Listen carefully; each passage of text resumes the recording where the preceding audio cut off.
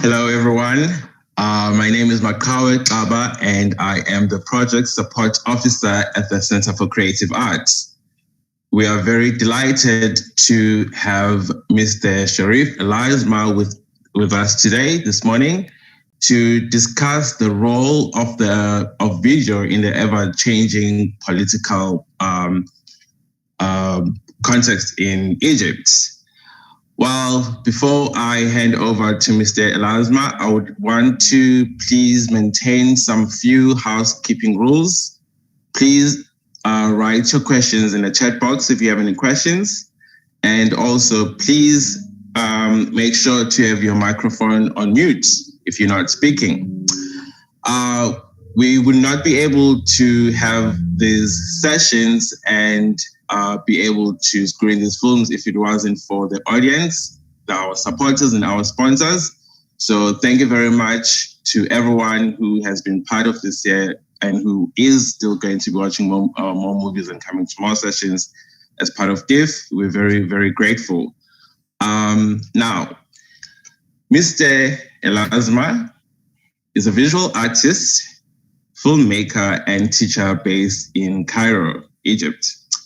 Many of his earlier video works were presented in the National Film Theatre in London, the Worldwide Video Festival in the Netherlands, and his installation and visual artworks have been exhibited in various international galleries, including Manifesta and the Townhouse Gallery in Cairo, as well as the American University in Cairo.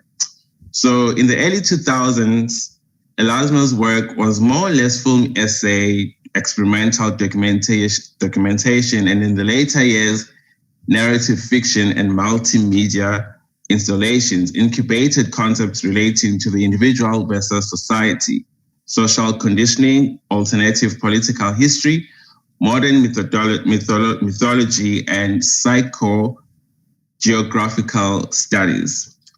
Elasma is currently working in different forms of transmission through sound, live internet, music studies, and an ongoing interest in self-written actions. Now, take it away, Mr. Elasma, and welcome. Thank you. First of all, I welcome the audience to the festival in these interesting times because of COVID and artists having to do things by proxy, which is interesting to me, this idea of proxy, because of the idea, not only because of the idea of video and transmission, but because I am involved in a project in South Africa with the Durban Art School, which is part of the festival also, on a project with Professor Michelle Stewart as a curator and fellow artist with a set of great artists. We're still in the beginning, but the interesting thing is that our part of the world is not very connected, I can say, to Africa at all in the visual arts. Maybe in cinema through film festivals, and maybe through other fields like dance or other cultural fields. But visual arts, Egypt tends to be isolated or lumped into kind of the Arab world, I mean, regionally, when you look sort of globally. So it's a great advantage for me to kind of make this connection and see where such a new connection can bring in the field of video and in the field of visual arts in particular. Okay, I mean, being asked to talk about video, or being asked to talk about art in Egypt, or being asked to talk about both, where do you start? Do you start by giving historical accounts, perhaps to the audience, which is much needed because it's a kind of subject that's very specialist, especially video art, which takes an area between sort of cinema or mainstream cinema and sort of gallery art. I mean, it stands in the middle, actually, and it crosses into both. In the West, especially, it crosses into both. You can have cinemas that show visual artists, and you can have distribution of sort of alternative cinema, etc. But I mean, this notion is still pretty new in Egypt if we think about it historically. I mean, Egypt is a monolith of cinema, as we all know. I mean, Egyptian cinema started with the invention of the camera. I mean, a huge history like this, how can it contain something like experimental video or video art, as you want to label it or call it? It's pretty hard to kind of contextualize it. I mean, as a form, and make it as part of sort of mainstream cultural history, if you like. I think alternative video and video art sort of lies in an alternative history. An alternative history, for me, meaning a history that's still evolving, not a history of truth, if you like, but more of a hypothesis, an area of hypothesis. In the same way that if you discuss video, you're going to have to discuss politics, you're going to have to discuss history, you're going to have to discuss sociology, anthropology. I mean, it's one of those areas or one of those studies or one of those theoretical areas that cross disciplines sort of get thrown at you, I mean, every second. So how do you start to talk about a concise history of video that's not sort of an elitist history, to sit here and say sort of, okay, this is artistic video only exists in galleries and it only existed from this time to this time and before the revolution and after the revolution, and that's it, just to give a sort of coffee table book account of sort of the video art scene, or I mean, what I find more interesting is situation. I mean, instead of, racking our brains and thinking, who is the first video artist? What are the roots of video? What are the roots of Egyptian video? I mean, all of that ceases to become important, to me as a practitioner, at least, because situations can create certain spaces for experimentation, and not just experimentation within the form of the work or within the content of the work, but within ways of sort of producing and with ways of organizing production, with ways of distribution even. How can you talk about video without speaking about Egyptian television in the 60s? How can you not speak about transmission? How can you not speak about the revolution? How can you not speak about Gamal Abdel Nasser? How can you not speak about post-colonialism? But let's stay with TV. And let's stay with, the politics of representation instead of the representation of politics, okay? Video as a representational tool, as a tool for recording the times. Okay, let's put that aside and let's look at the politics in which systems use media and use video, and the mechanics of it for representation. I mean, you can look at reels and reels of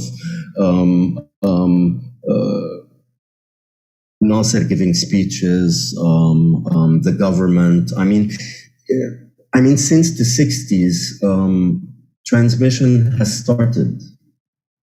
At the same time, cinema.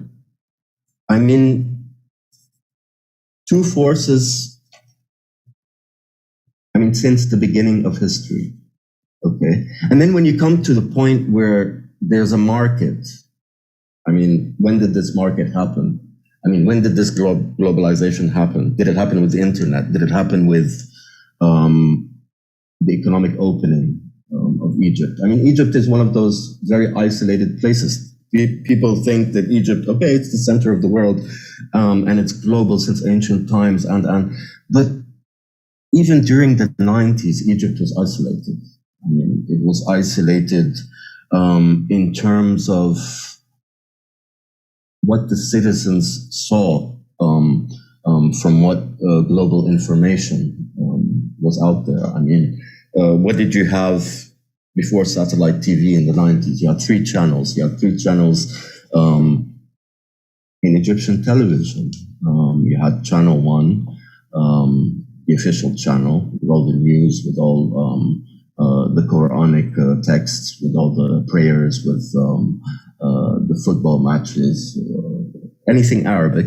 And then you had Channel 2 with anything with the French or English language. They could be English language films, documentaries, historic programs, etc. So it was very limited until this revolution of the satellite dish and the revolution in production. I mean, once you had the Nile sat, which is our satellite, then production became huge in television, to the point now where cinema disappeared. I mean, cinema, not only in terms of 35 millimeter, but in terms of distribution. We distribute so little now. Of course, not just because of COVID, because of Netflix, because there are other facilities, there are other cultures, there are other audience cultures.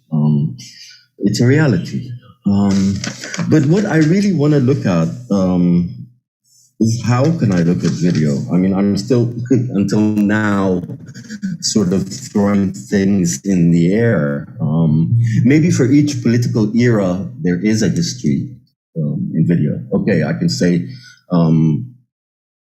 in the 70s, there was a certain culture with the political times of the economic opening, the relationship with America, consumerism, commercials, etc., etc. I can pick out all of these traits in each era and say video affected this and got affected by that. But is that useful? I mean, at the end, is it really, really, really useful?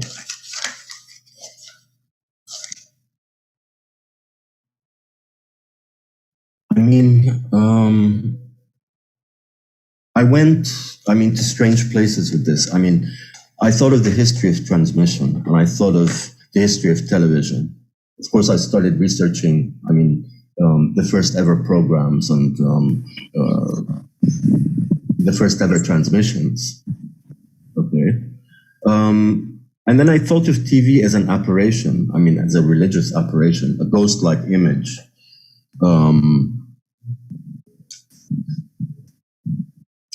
An unexpected appearance of someone or something, okay?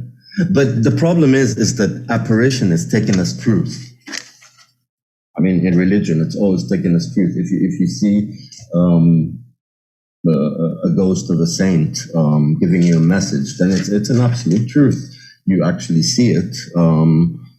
It's unexpected. Therefore, it's the truth. Therefore, TV is the truth. Therefore, Gamal Abdel Nasser appearing on television and people watching him for the first time is a sort of religious apparition, in a sense. Religious apparition. Where does this all take us? When something was not there or could not be seen, then it's suddenly seen. The idea of television is putting the public in private and putting the private in public, in a way.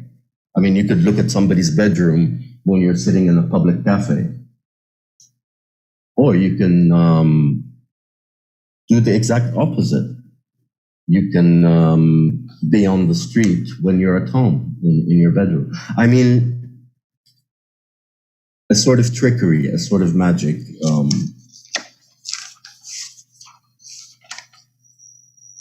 Of course, I'm talking about all of this in terms of transmission. And then cinema is always a ritual. TV is never a ritual. TV is a transmission. It's like a medium that's always on, okay? The 24-hour apparition, pulsing, in a sense, okay? But when I think of alternative video, okay, what are the alternative places video existed in? That's not television, that's not sort of home video and celebrations and private sort of videos. That's not video art as well. Okay, TikTok. What else? Amateur films. I mean, how do you archive this? How do you archive an alternative history? Is any alternative history an absolute truth? No, it's not an absolute truth. To say when is the first video artist that showed in a gallery, okay, perhaps you can chronicle that, but you can't really chronicle what has been happening with video in Egypt that hasn't been public, that hasn't been shown to more than 5-6 people or 60 people. I mean, there was an actual law that said that censorship had a right to stop the screening of any video and confiscate it and perhaps put it on trial for whatever censorship reasons. If it's more than 59 seats, so you had these centers in downtown Cairo that were exactly 59 seats. There was an extra person. This was in the 90s. Certain mythologies like that about censorship. I mean, what you're allowed to transmit. Video as permission. Video showing the hidden. But video also as permission. What are you permitted to do? What are you permitted to look at? What are you, if you looked at something and recorded it, and you're in possession of it, it could mean something. I mean, video as evidence or video as, I mean, we'll come to that when we talk about the revolution, because video, of course, was used as a tool for chronicling and was a witness in the events and so on and so forth. I mean,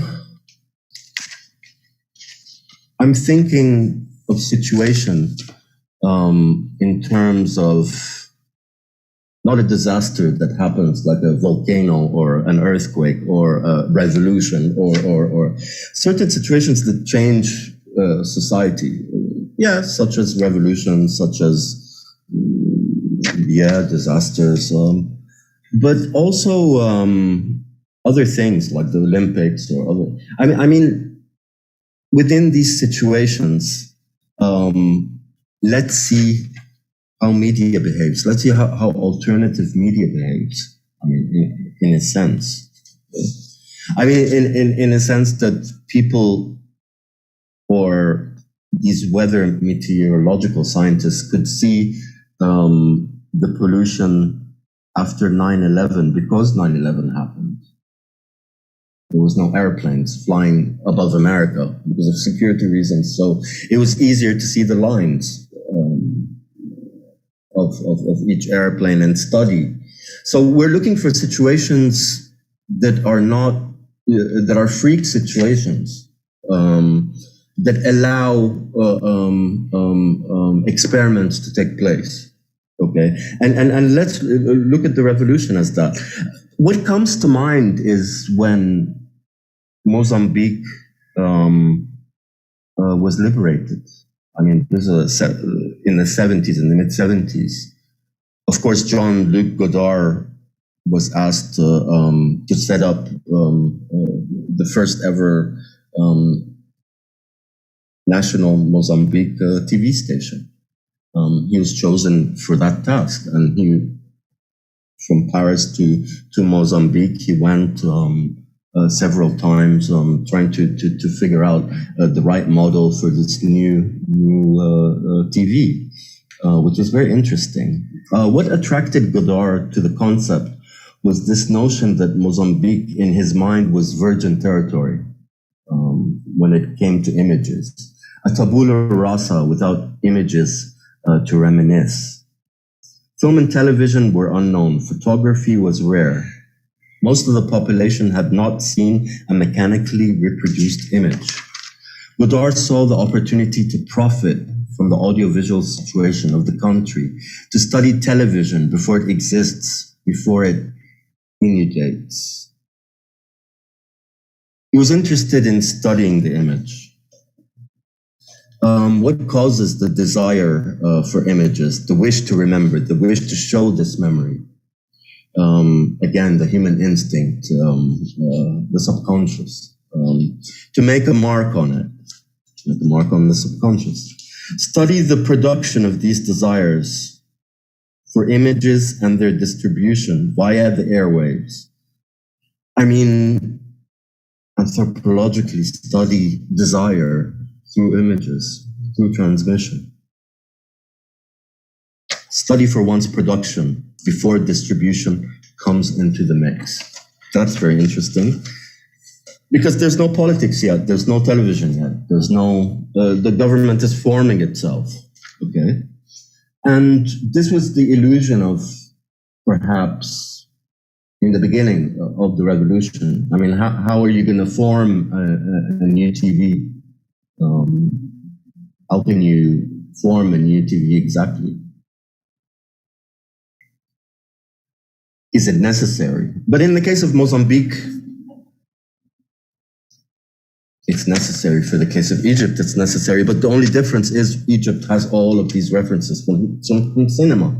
You have all of these languages since the beginning of the invention of photography, basically. I mean, they existed, therefore the references and the languages that allude to these histories, they exist. In Mozambique, for Godard, they didn't really exist. I mean, nothing was there. He wanted to study the programs before making a grid out of them, behind which the spectator will be plunked, who will no longer know that they're behind the television set and not in front of it, as they believe. I mean, to and fro, to and fro. He went from Paris to Mozambique, thinking and thinking, and he was criticized by all the intellectuals in Mozambique for wasting all the money. That's what they said. They wasted all the money theorizing and sitting in bars and cafes, talking about the image, theorizing about the image. Perhaps they saw him as elitist. Perhaps they thought he was some kind of intellectual con man. But I read an article that saw the documents from this operation, if you like. They had a lot of shot material. I didn't see a lot of shot material, but I saw a lot of sketches and a lot of notes, and a lot of notes of what had been shot, certain episodes of this new TV. I mean, Godard isn't so a stranger to these sort of televised experiments, because he did France Tour Detour in the 70s as well, where he had little children forming a society where they form a TV station with their own politics. He was sort of filming them, film us, in a sense, with a lot of sort of Foucault subtext, of course.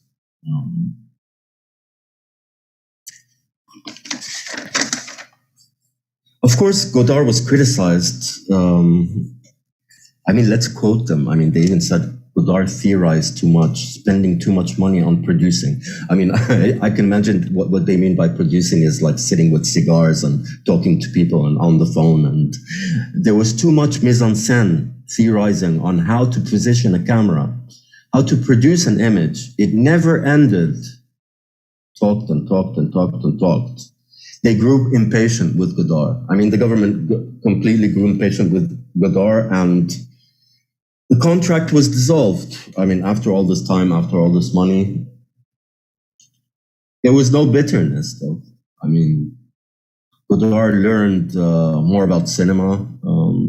He came to this realization that in a republic, you cannot make a film. I mean, in the system of a republic, if you sort of deconstruct that, in the sense of the hierarchical system of filmmaking, etc., etc. I mean, heavy theorizing on how, at the end of the day, filmmaking is a system, and it could be subverted, and it could be reused and referenced to language. I mean, I'm talking about also the revolution. I mean, what did the revolution do? The revolution, did it stop TV? I mean, in 2011, it didn't really stop TV. Channel 1, that official, what was funny was Channel 1 kept on going. Although the internet flooded Egypt, and Egypt was flooded with, even before the internet, it was whoever came from abroad had CDs. I mean, censorship was kind of impossible.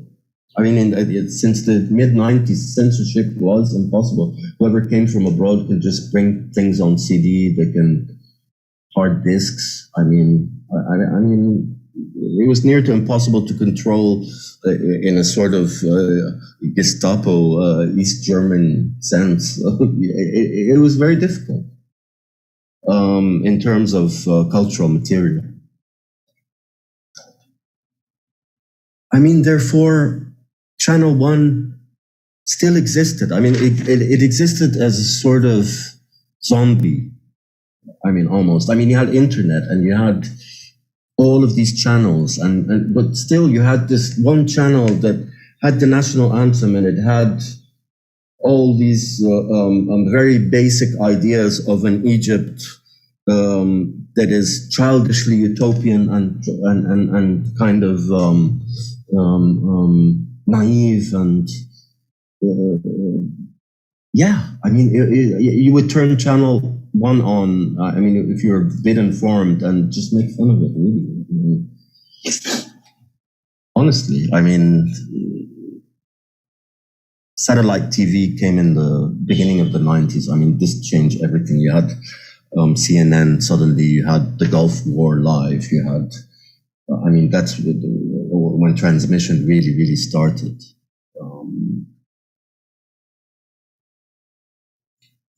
So Channel 1 kept on going during the revolution, and the people didn't depend on Channel 1. They tried to stop Jazeera. The system tried to stop Jazeera. Okay, that kind of worked, kind of didn't. When the internet stopped for 2 days, on the 27th and 28th, it stopped. I mean, it's the first time people are so connected, and then suddenly for 48 hours, there's no connection with the outside world. It really shows you that people don't even depend on TV, and they don't even depend, certainly on Channel 1 for news. And Twitter started to become very important.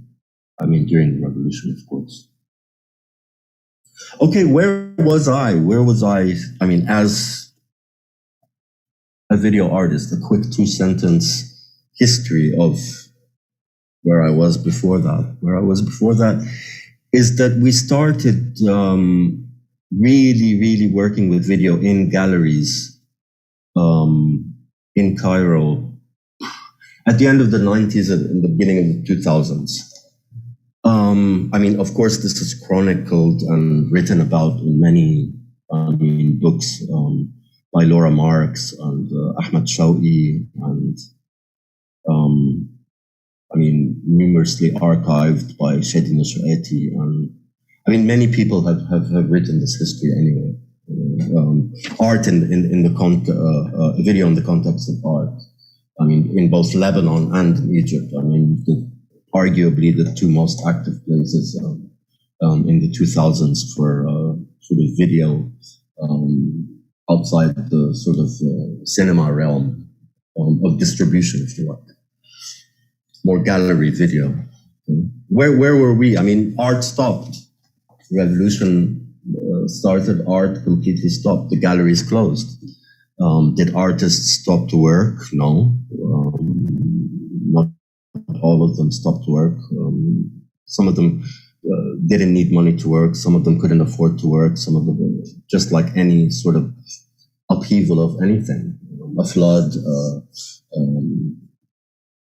migration, a revolution, art tends to stop, in a sense, or art distribution or art activity. So what do you do at this time if you're a video artist? I mean, if you're a video artist, suddenly, as well, you're in the digital revolution. You're in a revolution where each telephone nearly does a lot of Ks, a lot of quality video. The telephone stores a lot of video. You can shoot anything, anywhere. Everybody has a camera and everybody has something to shoot in the revolution. Everybody has a story. Everybody is in a situation. There are many situations on the street. Everybody's filming everything. Where are you as a video artist? This is a very, very tough thing to be. And then you question yourself. Okay, of course you question yourself. What had I been doing?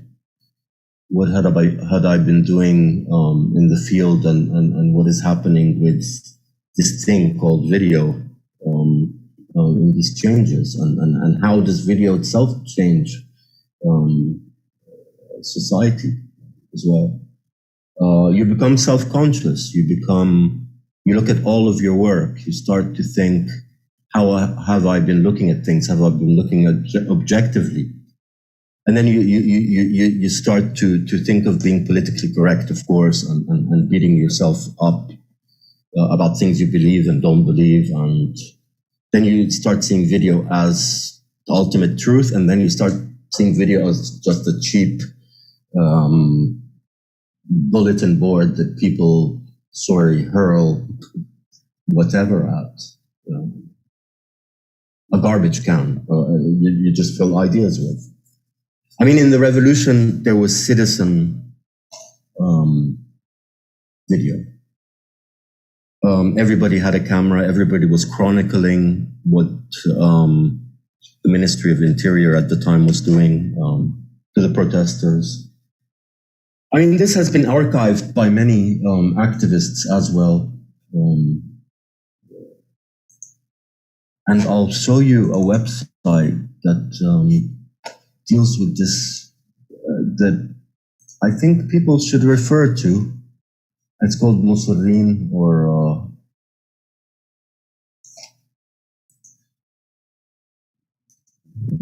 yeah. You can see it's a chronicle of all of these videos, of testimonies of certain situations that happened on the street in the protest, what the police was involved in. I mean, I can play any random video and it would be someone holding a camera. Okay, let's see the Abbasiyya battle. I haven't even seen this one. I haven't looked at all of them, of course. There are hundreds of them.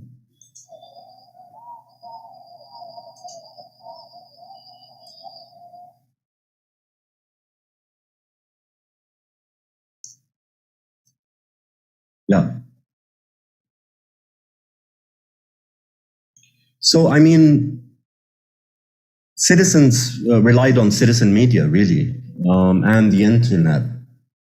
I mean, 2 days where the Ministry of Interior and I suppose the intelligence agency stopped all telephones, all mobile phones. They stopped the internet.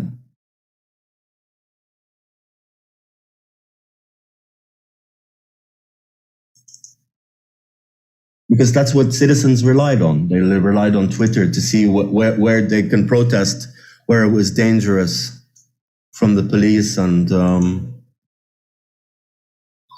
how many people died, etc., etc. So these were the eyes of the people. Video was the eyes of the people, in a sense. So where do you go from that? Where do you, as an artist, what do you do? Do you involve formal discourses, from that very complicated action of chronicling each subjective recording of each situation. What do? Do you have to do anything? Do you have to make art anyway?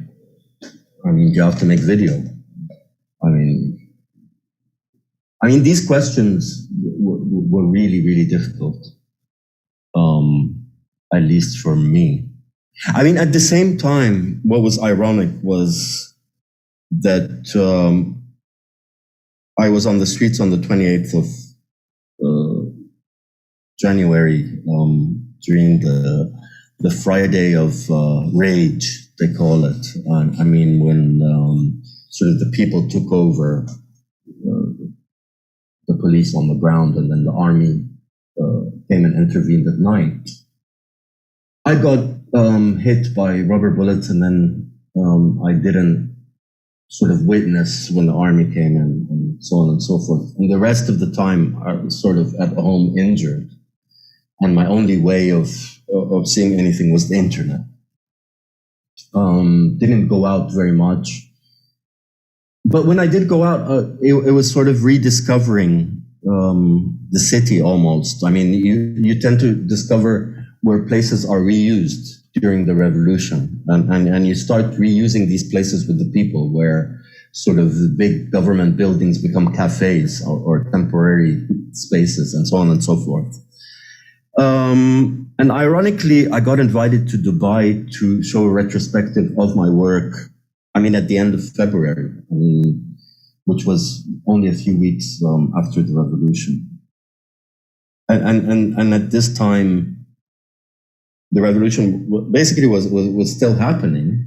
And I was there in Dubai showing works that I've made from 1997 until about 2010, sorry. 97, yeah. 2000. So I was in another world. I felt I was not contemporary. Actually, I felt that I was pre-revolution. In a sense that my work was, I don't know, where do I go from there? So when I came back, I realized that, I wanted to find new ways of working. I wanted to go to a different place that was not sort of the center of revolution, Tahrir and Cairo and the middle of Cairo. So I had bought a 7D camera. I mean, the 7D cameras has just came out in 2010, 2011.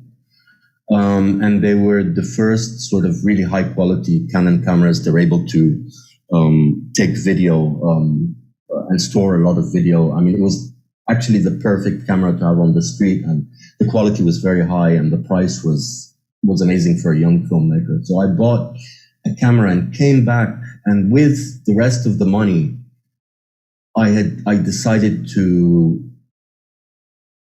make some short works with people, with other artists. I would pay for these works. I would actually make them with my equipment, and actually, if there was anything extra in terms of production, I would pay for it. I mean, not so much money, but whatever I had made in showing my work. Just a crazy idea, just to get out of, just to rethink, just to get an activity going, really. At the time, there was video on the street, and not in the context of art at all. It's not that I was against that. I mean, that really had a function, and it was part of real life. I mean, how could you critique something like this, which is just a tool, really, for citizens? But if you wanted to look at other modes of address. So I really thought about it. I really thought about, cutting things up, really, in terms of where video finds itself, really, or from my experience and from books and from videos that I've seen, and even videos that are not in the gallery circuit and are considered marginalized. So I really cut it up into these different domains, and the first one being abstract video. This, of course, includes animation. I mean, anything that uses video as a material, really. I mean, you have Brackage in the 60s who played with actual celluloid and drew on it and scratched it. But this involves, of course, a lot of glitch work, which is a sub category, a lot of analog sort of abstract video work from the 70s, especially magnetic sort of video work. So abstract video in all its sort of branches. First person video would be the second one, or diary video, personal or political, anything with I, anything with sort of the subjective looking at the world type of video. Third being experimental narrative. I mean, experimental narrative could be the subversion of narrative film and stories, but also other genres such as news or documentary or even music videos. I mean, the using these formulas or these regimes in other ways. Performance, the camera as a performer, or the camera recording human performance. Performance in the body would be the fourth. Video essay. I mean, of course, similar to Chris Marker and Godard and that vein of sort of using the camera as a pen and as a sort of philosophical argument. The camera sort of critiquing itself or critiquing its own representation. Of course, this could be voiceover films. It could be films with no text at all. But I just called it video essay, these types of address. Of course, there's expanded video where you have live video and video in space in galleries with sculpture or accompanying live sound, internet art and video, interactive video, sensors, for example, or actual machines where the audience interacts, or the internet where you can interact. So we really looked at these areas of address, not just the document, not just the evidence that it's happening. I mean, I can show you a part of two of these works, and really, yeah, this is what can come out of a situation. I mean, these artists were very young. They were from 19 years old to 22 years old. We were in Alexandria, a non-centralized city. I mean, there's not a lot of institutes. There's only one art school. Oh, it's quite a good art school. It's a government art school where you can learn painting and sculpture, but not much media art activity and not very centralized and not very global. It's not a backwater at the same time. It's very in touch with the world, but it just has no facilities. I mean, in terms of these types of forms. So I went to Alex, and I really chose people who started with the image. They didn't start with the concept or the theory, really. And I really wanted to, like Godard, really look at the image. And not look at any revolutionary video at all. Again, not against revolutionary video, but not entering that unless it's absolutely necessary in the work or in the study that we were doing together. It was kind of group meeting every week. And it took 6 weeks until we started even planning the video. Of course, I worked from an apartment, and I worked in a gallery, decaf at the time, and we discussed a lot about video a lot, not just art video, video from TV, video from history, video from home videos, experiments. We'd experiment the whole time with animation, with many things. I mean, there was 8 videos produced, and I'll look at one of them now.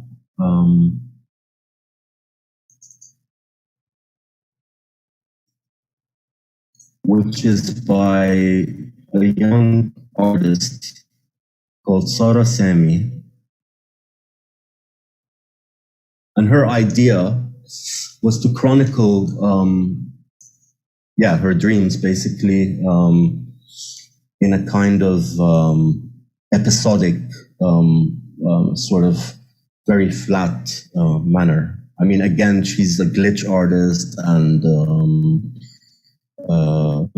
graphic artist, and now she's a visual artist. She was 19 at the time.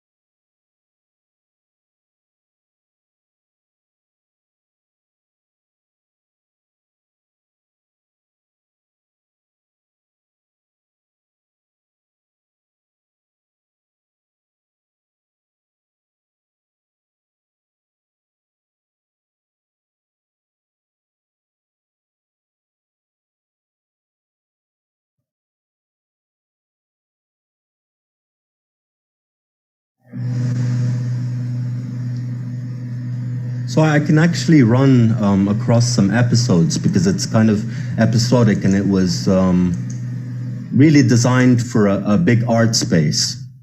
It was not designed to look at in a cinema or...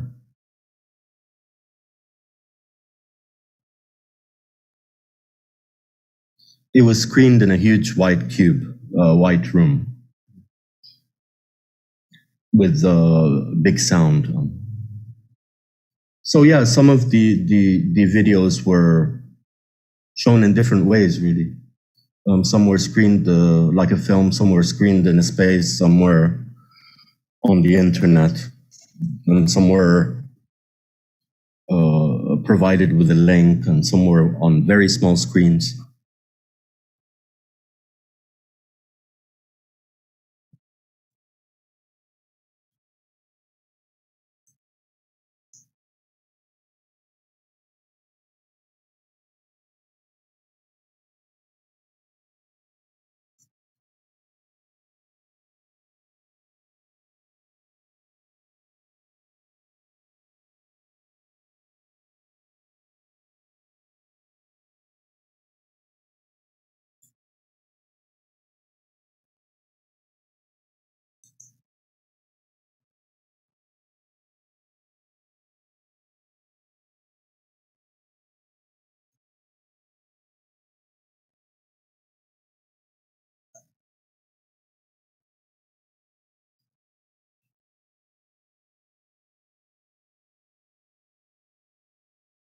Yeah, so they are almost like pictures. I mean, she thinks in pictures. She thinks in still images, where time is non-linear and more open and slower.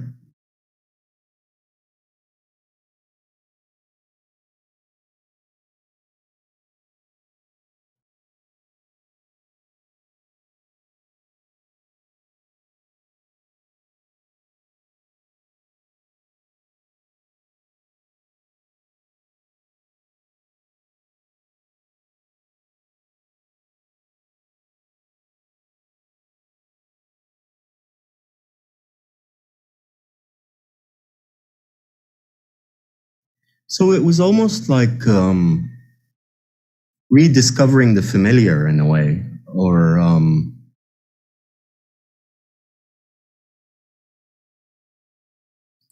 not so much discovering the camera, but discovering how the eye can recontextualize the banal and the mundane almost. And of course, the banal and the mundane has its own politics. I mean, if you dig deeper, you'll find power relationships. You'll find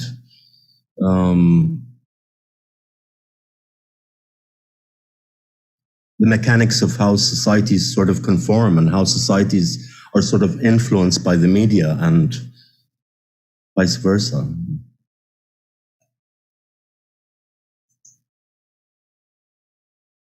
So yeah, it's almost like taking these iconic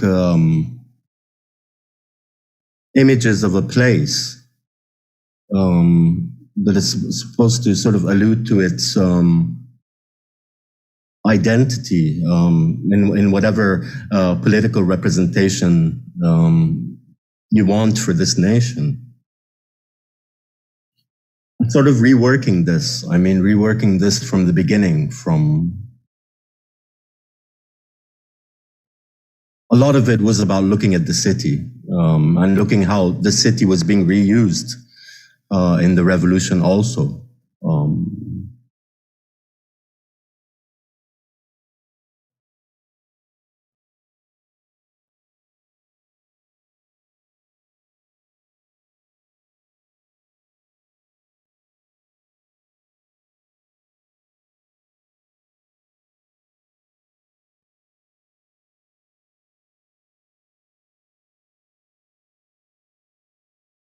Also, I mean, for the first time, there was this sense where young people were kind of free to experiment with the body, also the body and the image and the gaze. Of course, in those times, the idea of the body and the revolution is very, very complicated. In terms of power and in terms of gender.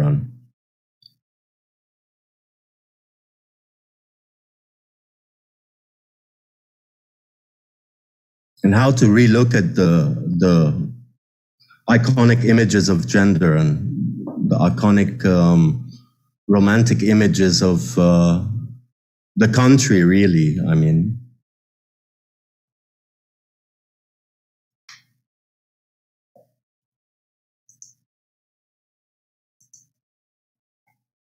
very quickly, I'll look at another one of these experiments, which was shown as a double screen in a room space.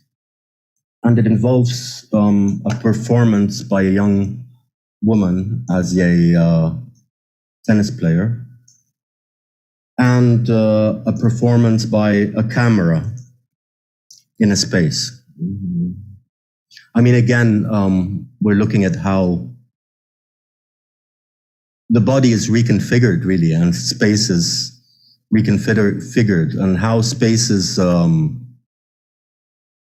can actually inform ritual and inform control.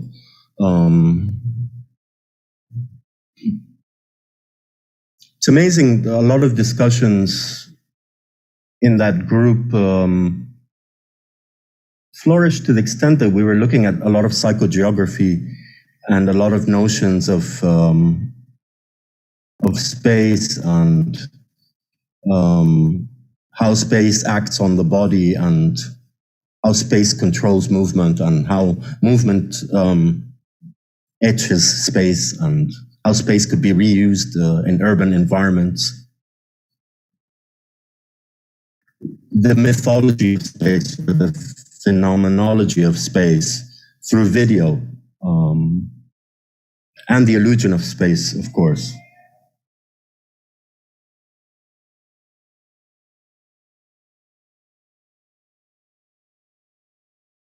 Of course, this was a time where the body was traumatized and the body was reconfigured and reused and renourished and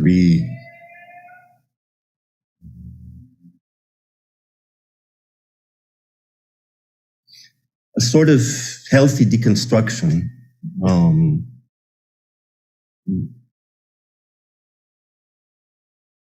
not using video as just a vessel, but using it as almost a domain or a catalyst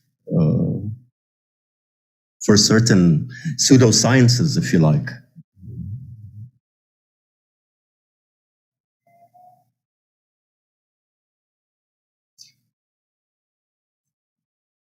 Of course, I would have liked to talk more about the necessity of archiving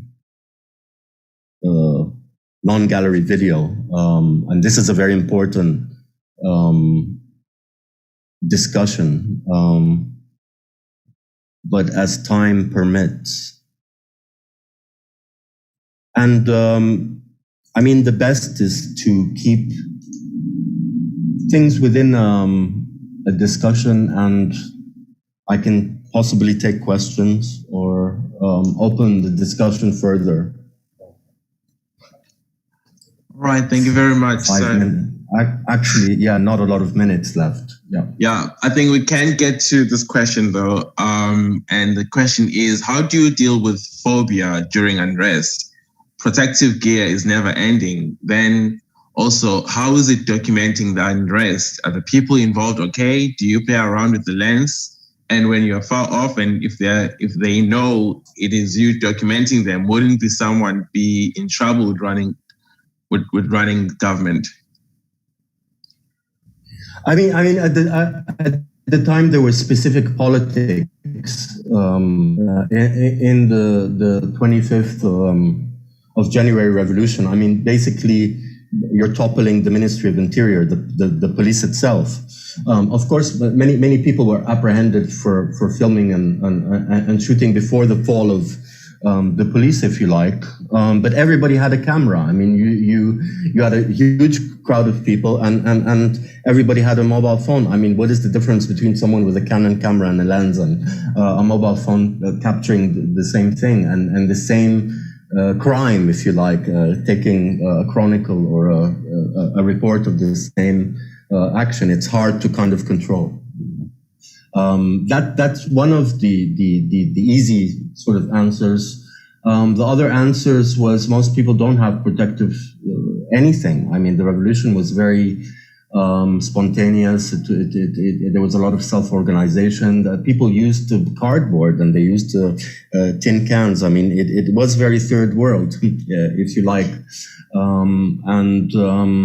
That's the way it was. I mean, later on, you did have these fancy news people at the time of the Muslim Brotherhood from CNN but not from the citizens themselves.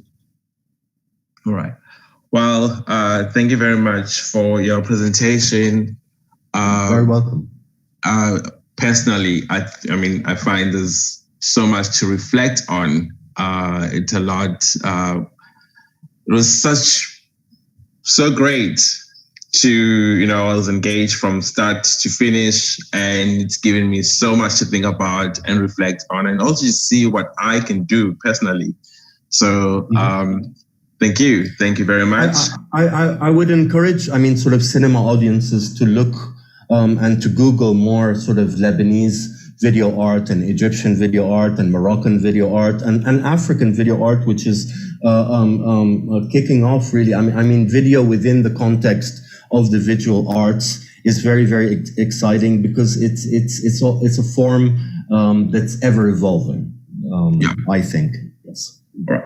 Perhaps maybe we can close with just one more question. Is there still a platform in supporting Egypt for the kind of abstract film project that you showed us? Well, I mean, official sort of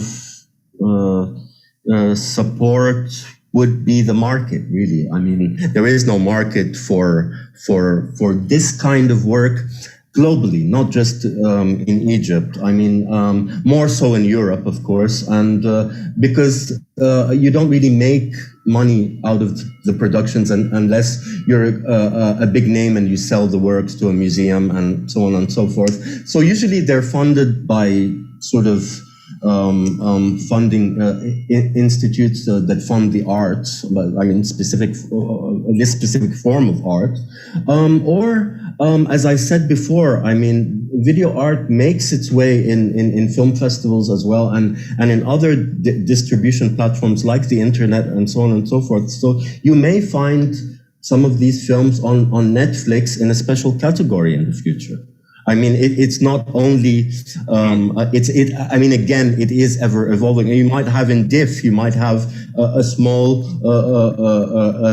domain where you can have experimental video in the future. I mean, they can exist anywhere. I mean, it's that optimistic, I think. All right. So, thank you very much. Thank you to you, of course. Thank you to the audiences and everyone who tuned in for the session. Remember, you can follow us on Twitter, DIFFest, or Instagram, Devon Film Festival. Thank you and goodbye. Thank you very much.